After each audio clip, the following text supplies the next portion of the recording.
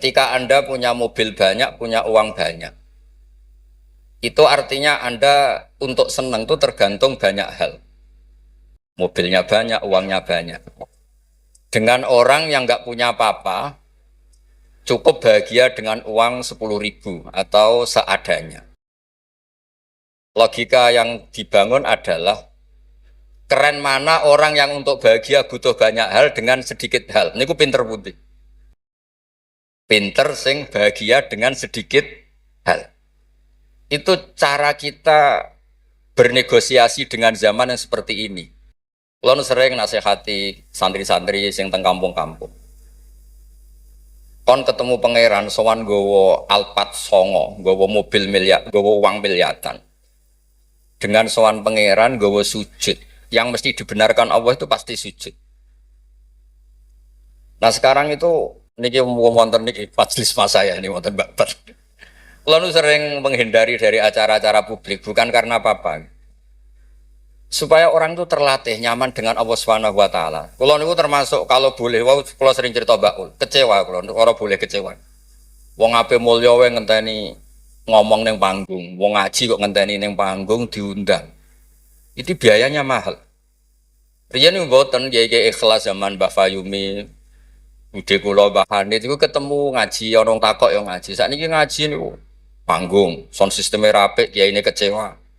MC-ne maklaran yang kecewa. Repot. Beragama itu menjadi mahal. Kulo nu sering ditanya sama sebagian kiai, kenapa Gus Jinan tidak jaga protokol dalam ilmu? Kulo cerita, dulu Rasulullah Shallallahu Alaihi Wasallam, niku melampah-melampah, gimana melampah-melampah? Niku tiang biasa nyegat di tenggalan. Ada perempuan Imro'atun min Khos'am. Niku Nabi pas masih berkendara, masih di atas unta. Ya Rasulullah, inna faridatawa ala ibadi adrokat abi syekhon kabiron. La yastati'u ayastamsika ala rohila. Wa fi riwayatin ayasbuta ala rohila. Niku mboten terus Nabi tersinggung. Kok ning dalan, sowan, nggo gula mboten nenten. Kula nu sering lampah-lampah teng pasar pandangan kalian anak kula sering ketemu ibu-ibu ditakoki, "Gus, beneran ketemu jenengan badhe sowan?" "Kowe apa? Badhe tanglet." Anak kula nu istikhadah. Senang kene ae gak repot. Jawab kalian ngadeg-ngadegan. Nak ke latihan kok Mas Umar Faruk mboten saged mutolaah riyin. Gayane ngongkon sopan wong ya asline mutolaah sik nih. Niku jelas di jalan. Ya Rasulullah, jenengan ibadah haji, sayang bapak kula niku pun lumpuh. Tidak bisa ikut haji. Apa saya bisa menghajikan beliau? Jawab Nabi, na'am, ya bisa. Semenjak itu dikenal ada dua haji amanah. Satu orang yang sudah meninggal, kedua yang masih hidup tapi nopo lumpuh. Disebut hajjul ma'dud, hajinya orang lumpuh. Dan saya di mana-mana kampanye ini supaya ada kesadaran kalau secara teori nggak mungkin haji, niku saged diamanahkan meskipun belum nopo meninggal. Itu disebut hajjul ma'dud. Nah untungnya begini haji ma'dud. Niki wonten majelis Dewan Masyayikh. Sekarang tuh fatwa itu kalau nggak punya otoritas tuh nggak didengar. Rodok ruwet. Kalau jenengan kadung meninggal, itu kalau tidak niat haji, tetap sama Allah ditulis tidak haji. Meskipun anak cucu jenengan menghajikan. Karena menghajikan orang yang sudah meninggal dan tidak niat haji itu hanya untuk mengesahkan warisan. Karena sebagian warisan ini harus digunakan untuk apa? Haji. Tapi kalau jenengan masih hidup dan lumpuh, nggak mungkin haji. Jenengan berkontribusi niat. Wes jong kairiku tua iku dol go kajiku. Innova iku dol go hajiku. Dia ikut berkontribusi. Lalu kalau sering kampanye monggo kalau masih hidup tidak mungkin haji, ikut memutuskan sekarang juga haji. Namanya hajjul napa? Ma'dud. Sehingga jenengan ikut komitmen niat dan ikut memutuskan. Niku riyen nggih namung niku cerita, Mbak cerita, Mbak Fayumi ikhlas, Bu Yohanit ikhlas. Niku Nabi ketemu tenggalan ditakok, ora usah ngenteni Fasul Masail terus untuk sangu, untuk podium, untuk panggung. Ruwet kerepotan. Nah dulu Fasul Masail itu hanya untuk diskusi mas'alatun muhtamilah. Satu keputusan fikih yang memper kanan, memper kiri itu memang butuh diskusi. Karena memang ada kemungkinan A, kemungkinan B. Kalau nggak perlu diskusi, memang kaulan wahidan itu dulu ya seketemunya dijawab. Saya beri contoh Mas Faruk supaya sampean ngaji ini tambah tahqiq. Misalnya begini, saya ini kalau sama Gus Mail, Mas Mail, yang harus hormat siapa? Kalau menurut struktur keluarga kulo ini pernah nom. Tapi nak nggak struktur umur, ambek mau jadi pengurus besar mau jadi. Ya mbak sing hormat kulo. Lalu yang dipakai yang mana? Struktur umur, apa struktur keluarga, apa struktur alim? Karena kita pasti punya status di bab alim, alim ini, di bab umur bagus ini. Terus saman ketemu wong melarat. Wong melarat itu fadilah luar biasa. Wong sugih fadilah dermawannya biasa. Kalau dua orang ini ketemu yang harus hormat siapa? Sing melarat hormat wong sugih hormat wong melarat. Boten saged nak jare bapak kula ngeten. Ana wong melarat tuh matur teng bapak. Enak udah di wong sugih. Poso ora usah kerja, setengok-tengok ning omah ngenteni maghrib. Nah wong melarat tuh wis poso, macul, buruh. Repote koyo nopo? Terus wonten wong sugih, sing jawab yang sugih. Enak wong melarat biasa ramangan. Wong sugih kuwi esuk pecel, awan rawon, sore sithik nyate. Jadi yang ditinggalkan banyak. Nah sampean kan biasa ramangan. Lha iku jenenge muhtamil. Setelah didiskusikan ternyata sama-sama repot. Nah itu yang perlu musyawarah Mas Wan. Ada masalah sing muhtamilah. Karena memang kita tidak bisa menjawab dengan kaulan wahidan atau dengan al-mansus. Nah, dulu ini cerita dulu. Ada ibadah-ibadah yang mujma' alaih sah. Misalnya kita kalau sujud kan dilatih umirtu an asjuda ala sab'ati a'zumin. Al-jabha wal yaden wal rukbaten wal kodamen. Al-jabha 1, yaden 2, rukbaten 2, kodamen 2, berarti 7. Kalau Anda sujud melibatkan anggota 7 itu disepakati apa? Sah. Tapi ulama dulu zaman Imam Syafi'i, beliau zaman ngarang Al-Um, itu sudah ngeper. Wa yahtamilu ayyasihas sujud bil jabhati faqat. Li anna nabiyya da'a fi sujudi sajata laka wajhi. Walam yaskur al-yaden warubbaten wal kodamen. Bisa saja sujud itu cukup diljabah sudah cukup. Karena Nabi ketika berdoa hanya ngendikan sajadah laka wajhi. Nabi tidak menyebut dua tangan, dua rukbaten, dua kodamen. Nah ini namanya muhtamil. Nah kiai-kiai kita, guru-guru kita, kados Kiai Fayumi, kados Mbah Hanid, niku nggak mau resiko. Kamu nyari yang mesti sah. Gini ku melibatkan 7 apa? 7 anggota. Tapi untuk orang lain yang mungkin teng desa-desa terbelakang, kamu pakai kaul yang mungkin sah. Dan itu menjadi adat guru-guru kita. Kanggo awake dhewe disiplin, kanggo wong liya napa? Longgar. Karena kalau tidak begitu, kalau ilmu Anda tidak cukup pakai standar ideal, nanti wong desa-desa sing sujute angkrang-angkrang, Bang. Terus dianggap boten apa? Sah. Nah dianggap rasah terus modelnya ra salat. Nah itu cerita keilmuan sing nggak boleh enggak. Terus niki ampun jenengan iri terus Mbah Uli Mbah kula, buyut kula niku gak ada adik Mbah Mukhid niki abahe niki. Mbah Hane itu midoane ibu kula. Terus kula nak undang niki Mbah, undang niki Mas. Terus kula nu kalah tuwa. Terus didolimi. Angger bangsa kalah tuwa niku didolimi. Soale dipek menangi dhewe. Ngundang niku mboten nggih jenenge Mbah. Awas ora teko.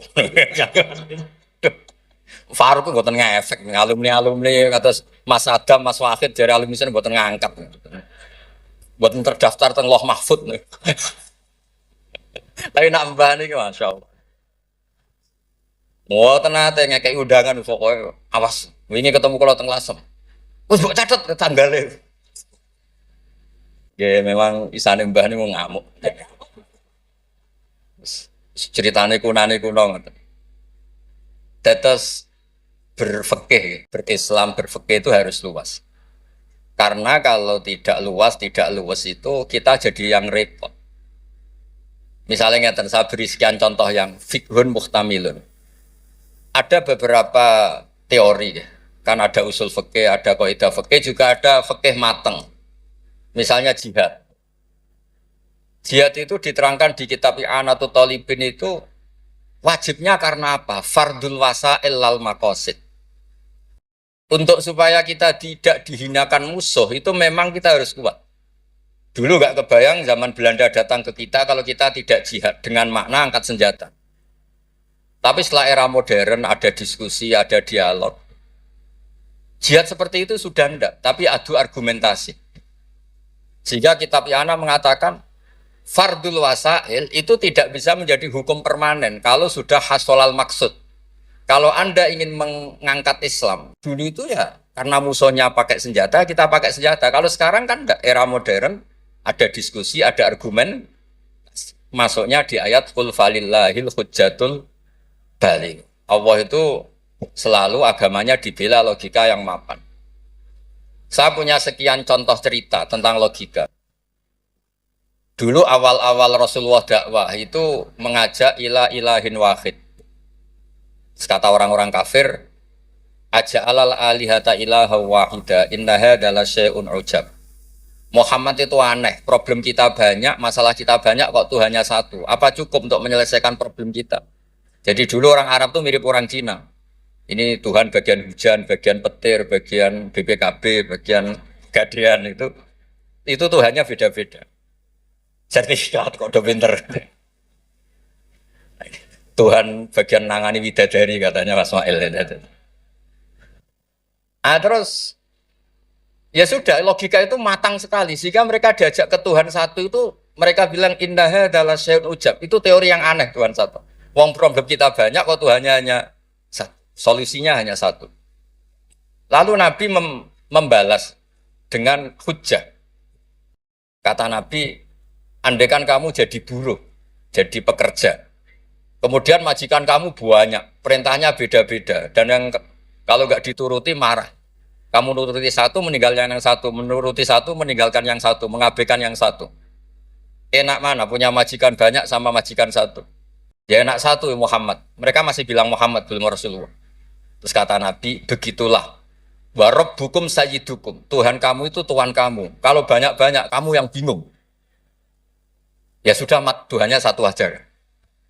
Itu hujjah, bukan pakai pedang, bukan pakai kekerasan. Akhirnya menjadi ayat dorobawaw matalar rojulan fi syuraka mutasyakisuna warojulan salamal lirojul. Bagi hal yastawiyani masalah, terus kata Allah alhamdulillah. Nah, sehingga kalau kita ngaji mu'in ya ngaji ana sehingga ngerti jihad itu wajibnya itu fardul wasail lal maqasid. Ya sama, kalau wasail itu bisa diabaikan kalau ada konteks tertentu yang cukup pakai sama-sama hasil apa? Maksud. Misalnya begini. Nahi mungkar, melarang terjadinya mungkar. Itu yang penting itu meninggalkan mungkar. Bukan melarangnya, tapi meninggalkannya. Misalnya malam ini misalnya ada dangdutan yang pakaiannya seronok misalnya atau apalah. Kalau dangdutan Islami nanti jadi bingung. Maksudnya yang nonton ini haram apa enggak? Ini nanti Mas Umar Faruk fatwanya bingung. Misalnya yang karuan haram kan kita beri contoh atau apalah dangdutan atau yang lain dengan pakaian yang tidak pantas. Tapi kalau pantas ya enggak tahu saya hukumnya tanya Mas Faruk. Terus kiai-kiai itu kan senengannya jagungan.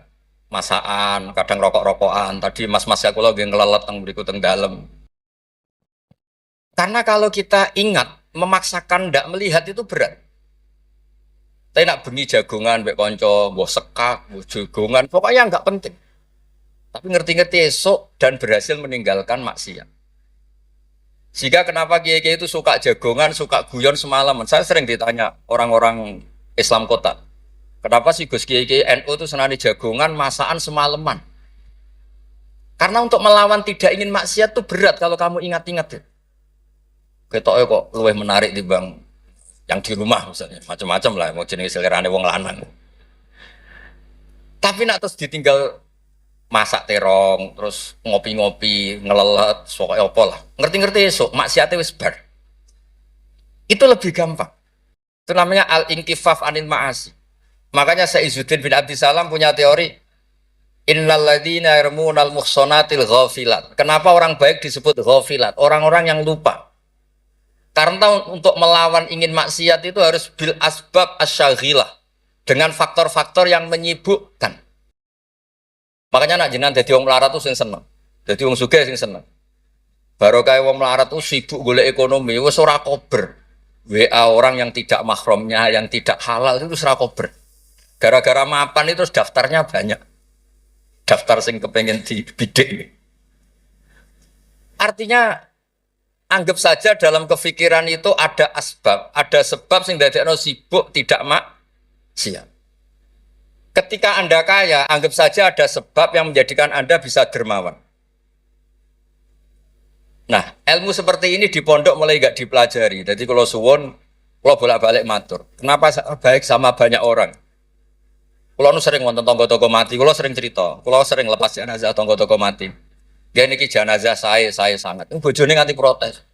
Apa lek Gus bojoku suwengi-suwengi ku ndelok TV. Suwengi-suwengi bar ndelok TV ya turu ngorok.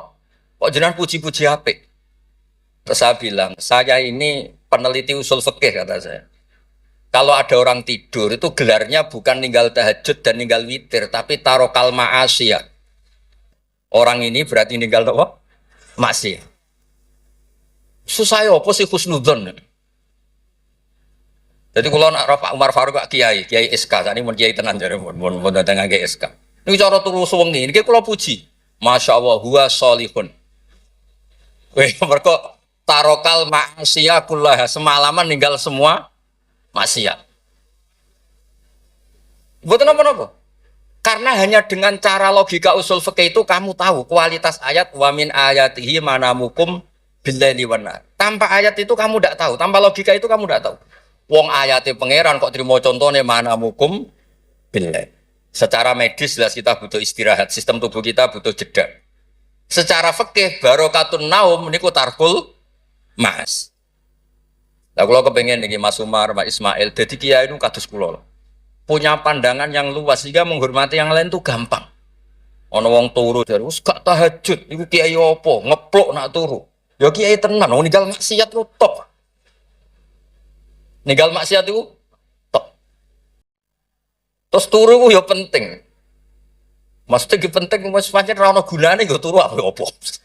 Wiridan nggih, marangerane salah tertarik nek wiridamu menjaluk. Iku menawa malaikat Mikael itu nak wongku melek susah, mesti jaluk. Karena hubungannya dengan pangeran jaluk tok. Lha nek sing wiridan kula seneng muji pangeran. Subhanallah wa bihamdi adada khalqi wa ridha nafsi. Kula nu jarang njaluk pangeran. Wong kula umpama kerja setengah menit, njaluk gaji ku isin. Pantese njaluk gaji kerja 8 jam 1 bulan njaluk gaji. Dongo ngene tok 2 menit. Ya Allah, tine kadha wa kadha. Wong ra etika. Terus bukan maksud kula, kalau kita pakai ilmu itu semuanya menjadi mudah. Ya, kalau pakai ilmu itu semuanya menjadi apa? Mudah. Dulu para nabi-nabi dulu itu cara pandang itu pakai keilmuan. Dan itu yang disebut qul falillahil hujjatul baligh. Kula nu punya sekian cerita tentang logika-logika yang dibangun ulama. Ya kayak tadi misalnya sujud. Sujud itu 7 anggota harus terlibat. Itu mesti sah. Tapi nyatanya Nabi pernah sungkeman yang pangeran hanya ngendikan sajadalaka wajhi. Walam yadhkur al-yadan warubatan wal qadam. Terus kedua masalah murtad. Untuk menjadi murtad itu orang sujud ke selain Allah. Mosok saya murtad ngenteni 7 anggota tubuh. Sekedar watul jabha ke selain Allah itu bisa berstatus apa? Murtad. Nah itu namanya fikih yang muhtamil. Tapi guru-guru kita meskipun bacaannya banyak tetap mengajari kita sujud yang tidak resiko. Gini ku pakai 7 apa? Tapi jagani wong desa-desa sing mungkin lagi latihan Islam cara ibadah buatan apa sempurna. Di kalau cerita logika. Nabi Ibrahim alaihissalam, Nabi Musa, Nabi Isa. Niku kadang-kadang nyuwun sewu, saking senenge pangeran, niku pangeran yo diwarahi. Tapi mboten krana nglamak, mboten nggih saking senenge. Tapi barokahnya itu lahir fikih-fikih yang sekarang diwarisi umat Rasulullah sallallahu alaihi wasallam. Bapak kula nu sering nak didik kula ngeten. Kancanan wong fasik ku haram. Wong mare katut nakal. Tapi nak diwalik, bina wong fasik iku apik. Iso bina anak kancanan. Iku pun mulai senam otak baleni malih. Sampean kancanan wong fasik itu enggak boleh. Nanti ketularan apa? Fasik. Tapi kalau bina orang fasik boleh ndak? Bina loh. Boleh kan? Bisa sunat, bisa wajib. Tapi kok iso bina anak kancanan. Meskipun agak berjudi sing katut sapa?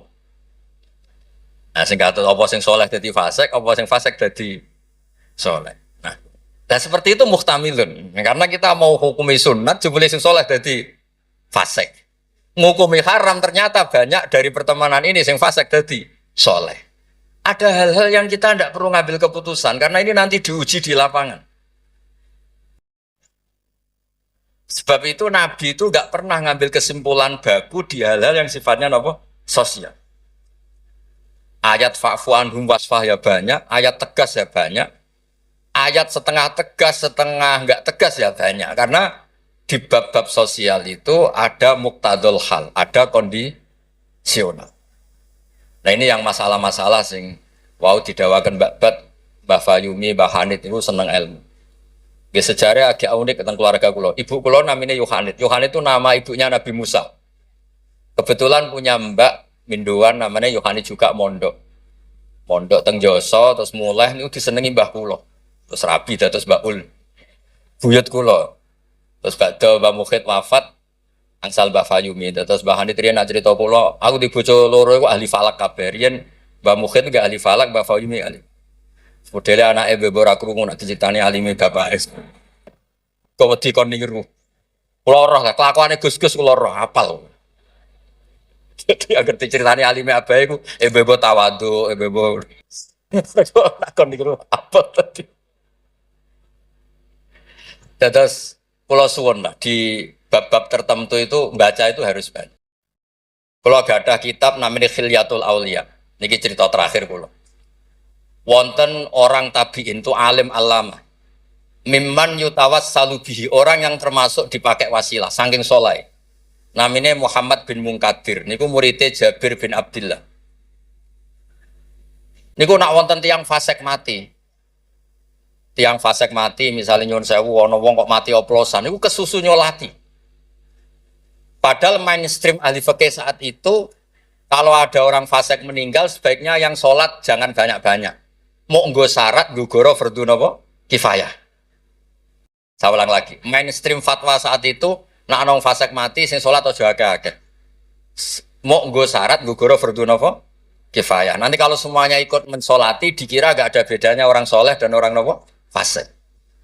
Tapi Muhammad bin Munkadir itu orang yang kesusu teko. Ditanya, lima datu sholli ala hadal fasik. Kenapa engkau begitu senang, begitu semangat nyolati wong fasik? Jawabannya unik, di luar dugaan banyak orang. Kalau apa? Jawaban itu. Inni astahyi minallah. Ayya'lama minni anna qudratahu ta'jizu an ahadin min khalqih. Itu yang dipakai Kiai Jawa. Aku iku isin mbek pangeran. Nak delok wong fasik kemudian Allah melihat hati saya seakan-akan Allah itu pasti tidak maafkan dia. Jadi intinya beliau datang itu sebagai kepastian tauhid beliau sendiri bahwa maghfiratuhu wasi'at kullase wa rahmatuhu ammat kullase. Lagi NU Kiai Jawa gitu, ketemu wong fasik ya tidak mau nih saja sekarang fasik nanti soleh. Yang sekarang soleh ya naudzubillah min dzalik saja suatu saat tidak soleh. Wong barang sosial orang mesti kabeh. Kayak apa dulu Umar ingin bunuh Nabi, tapi malah dapat nopo hidayat. Kayak apa Khalid bin Walid, panglima yang menjadikan orang Islam kalah di perang Uhud, akhirnya juga jadi orang nopo soleh. Jadi intinya itu Kiai Jawa itu tahu itu, sehingga beliau ini kancanan nyun sewu wong fasik ya tenang. Tapi dalam konteks bina, sama lagi dalam konteks bina bukan melegalkan, sama lagi dalam konteks bina bukan melegalkan. Karena Allah bisa saja mandu dia menjadi orang soleh. Bukan seperti orang lain, setiap orang fasik dikafirkan, difasikkan, seakan-akan tidak ada harapan tobat. Nah ini yang menjadikan tambah susah kan. Makanya dalam sebuah riwayat dikatakan, siapa? Ala unabbiukum bil faqih kulal faqih. Kamu tahu, orang yang paling ahli fikih, paling pinter. Jawabannya kila, jawabannya Nabi wakila Ali itu dalam ilmu hadis ada mengatakan itu dawe Nabi wakila dawe Ali. Apapun itu dawe orang top lah. Malam yuknitin nas min rahmatillah walam yu'ayyizum min rahmatillah. Jadi malam yuknitin nas min rahmatillah. Orang pintar itu siapa? Yang tidak bikin orang lain putus asa. Walam yu'aminhum min makrillah, dan yang sedang soleh pun tidak merasa sok-sokan memiliki Allah Subhanahu wa ta'ala. Terus orang lain divonis apa? Itu juga yang menjadikan kiai-kiai kita ketemu wong soleh hormat, ketemu orang fasik ya respect, karena berharap suatu saat tobat. Itu yang ditiru Rasulullah SAW ketika orang Taif, ya Bani Abdul Yalil, pokoknya orang Taif kayak begitu bencinya sama Nabi sampai melempari batu ini itu, terus Malakul Jibal ingin menghabisi mereka. Kata Nabi apa? Jangan. Inilah arju ayyukhrijawah min aslabihim ma ya'budu wa la yusyriku bihi syai'an. Bisa saja bapaknya begini, tapi suatu saat anak-anaknya jadi orang yang luar biasa. Dan itu yang sekarang kelihatan. Sering ada wisuda tahfidz itu yang nangis itu bapaknya. Gus, kalau mau Quran wira iso, kok anak kula hafal Quran, napa kula niku ngipi. Wadah, konco sing saged maca kitab bapake mboten roh Arab. Dari itu harapannya Nabi ya seperti itu. Nak bapak era kena gini apa? Anak. Ampun kados kula riyen di konco mondok nuwakale ra karuan. Riyen kan bener telepon, bapake disurati nak anake nakal. Bocahe tenang ae. Bapak mesti surati pengurus kayak kok tenang. Bapak kula buta huruf wis tenang mawon. Bapak kula buta huruf. Nggih wonten sing mondok iku 2 tahun wis ngrasa pinter. Kampung kula terbelakang, Gus iso tahlil sudah kepowin repol. Lah lha apa kula ngalem-ngalem iso maca Wahab, macakno sapa? Nggih tiyang kathah. Tapi apapun itu kula suwun, terus wow kampanyane babat mono tawassut tawazun bah kampanye PBNU wae. Nah kula sesuai kampanye sebagai hasil yang saged ngaji guys, yang yen bapak kula niku terkenal pinter ngaji. Nah nek kula nyali cerita bapak kula terkenal ngaji itu kok Gus Ismail Gus Umar iku kudune nyali. Wong iku kudu siap cerita bae. Mergo ora ana wong apik kecuali memaklumatkan diri wattaba'tu millata abai Ibrahim wa Ismail wa Ishaq. Jadi wattaba'tu millata abai Ibrahim terus wa Ishaq wa Yaqub. Aku yo anut bapak-bapakku. Bapak-bapakku luar biasa. Ibrahim, Ishak, Yakub. Kita tahu Nabi Yusuf bin Yakub bin Ishak bin Ibrahim. Tapi aja bangga kehormatan bapak etok kudu wat tabak tu anut. Bapak alim ya melok alim. Mak bapak ahli falak iso falak. Nak bapak entuk salam templek ra apa-apa ditiru ya ra apa-apa. Mosok entuk repot etok ra entuk seneng enggak apa-apa lah. Islam tu fid dunya hasanah wa fil akhirati napa? Hasanah. Aja kok fid dunya hasanah gelem. Bareng bapak yang alim, bapak yang alim iku wong dhisik, wong saiki ora oleh ngoten niku mboten ngangsa. Kula sinau tafsir Bedawi niku kitab gadane Mbah Mukhid disilai lek Lukman. Riyen niku saking radine dhuwit. Kitab tafsir Bedawi niku kula roh tulisane Basal nggih Basal misanane Mbah kula nggih misanane niki misanane Basal nggih kondang. Terus Mbah Badiah niku Mbak Yune abae niki.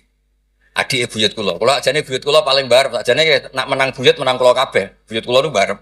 Jadi gara-gara buyut kula barep, kula generasi ke-6 niki generasi ketiga, terus digo kalah-kalah ngeten iki. Tapi alhamdulillah barokah barep menawa dongane ngalim luwih dhisik. Jadi sampai pangeran di ACC riyen terus saya. Terus riyen niku wattaba'tu millata abai. Kula sering didhawuhi Mbah Mun ketika kula mulai ketok ngalim iku barokah mbahmu lasem, mbahmu kajet. Mergo Allah ora dadekno generasi top kecuali Allah nyebut Mbah Baisi. Bariku lagi amma al-hidayah. Gini kok Allah nyebut ulaikal ladzina an'ama Allahu 'alaihim minan nabiyyin. Orang-orang baik sing disebut Mbah Bayi min dzurriyyati Adam wa mimman hamalna ma'anu. Terus wa min dzurriyyati Ibrahim wa is nembe wa mimman hadaina wastaqaina. Jadi Allah gak ada adat nak wong saleh mesti didelok Mbah Baisi. Ngergani. Ono tanah, ijek melarat tetap mulang. Oh, dikira babat, masih melarat telah, susah lah zaman Mbak Fayub melarat, kita tetap mulang. Nak wong boten kiai kan kesel istirahat, kesel istirahat. Kiai boten kesel lah napa? Mula. Lha iku sing diregani bapak kalian Allah. Lan Allah nak nyebut wong soleh mesti sing disebut ku babai. Min dzurriyyati Adam wa mimman hamalna ma'an. Terus sampai wa min dzurriyyati Ibrahim wa Israil terus lagi wa mimman hadaina wastabaina. Terus kemudian hidayah itu siapa saja. Tapi selagi jadi mbah-mbah alim niku disebut riyen kalian Allah. Mergo Allah kepen ngregani jasane mbah. Sampai Rasulullah sing Sayyidul Khalqi sing karuan mesti wong apik. Ketuane bahkan tetap disebut millata abikum Ibrahim. Terus niki nggih cerita teng Gus-gus teng ning kersane aja niru mulyane tok ya niru ngalime. Anak mulyane wancen alumni ambek Gus ya tetep nyucup pokoke hormat mbek mantu ya nyucup serah ora walim ora pokoke cucak-cucup. Maksudnya ku ya ana regane kabeh ku ana napa? Ana regane. Dados wonten wattaba'tu millata abai Ibrahimah wa Ishaqa wa Yaqub. Dadi yo nyebut bapak tapi yo nyebut wattaba'tu. Aja nyebut mbah-mbah iku agah tapi mboten apa? Wattaba'tu. Nggih niku mawon niki kula wau matur, kula pun uzlah mun pamit saja acara ngene nak ngaji kula wis ngaji sing gampang-gampang mawon. Ngaji kok repot nganggo podium, nganggo maklar, nganggo wae nak jenengan eskal hukum tangker kula ketemu teng dalan kula jawab. Kados wau imro'atun min khosam. Nabi nu gampang ketemu teng dalan ditakoki gitu dijawab. Sampeyan takok Kiai Faruk mesti teng dalan mboten sopan takok teng dalan. Jebule wau. Mutola. Lha kula nu sering didolakno alumni-alumni sarang sing teng Papua teng pundi-pundi. Gus jenengan aja mati, Gus kula ora sida dadi kiai. Yang ngerti takok itu tangklet. Gus niku hukume piye? Engko sore aku sibuk. Saiki Gus wong sing takok ngenteni. Bareng pun kula jawab ya dijawab dekne kok pinter-pinter dhewe. Ya ora muni jare kula. Tapi wau jare ketikane babat kiai syaratnya ikhlas ngoten niku kula ya ora piye-piye. Ya mau gremeng sithik-sithik. Syaratnya ikhlas. Dadi kula niku urip didongakno kiai-kiai sing ora jelas niku sing juga takok-takokan. Nggih lumayan lah ono gunane no. Nggih ngoten mawon. Assalamualaikum warahmatullahi wabarakatuh.